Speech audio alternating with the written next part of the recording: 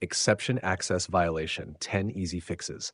Fix 1, restart your PC. 1, close the game completely. 2, restart your computer. 3, launch the game again. Fix 2, update graphics drivers. 1, open NVIDIA app, AMD software, Intel graphics. 2, check for a new graphics driver. 3, download and install the latest driver. 4, restart your PC. 5, launch the game. Fix 3, verify game files. Steam. 1, open Steam. 2, go to library. 3, right-click your game. 4, select properties. 5, open installed files. 6, click verify integrity of game files. 7, wait for the process to finish. 8, start the game. Fix 4, disable overlays.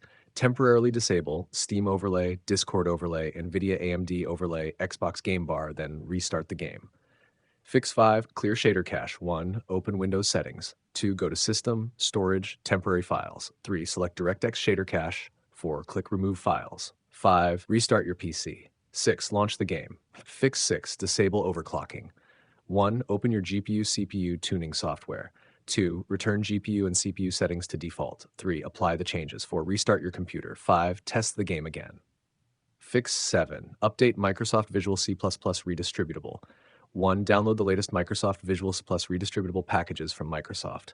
2, install the x64 version. 3, install the x86 version if required by the game. 4, restart your PC. 5, launch the game. Fix 8, run the game as administrator. 1, find the games.exe file. 2, right-click it. 3, select Properties. 4, open the Compatibility tab.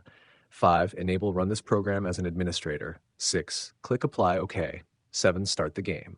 Fix 9, update Windows. 1, open Settings. 2, go to Windows Update. 3, click Check for Updates. 4, install available updates. 5, restart your PC. 6, try the game again. Fix 10, reinstall the game. 1, uninstall the game. 2, restart your PC. 3, download and install the game again. 4, make sure the installation completes properly.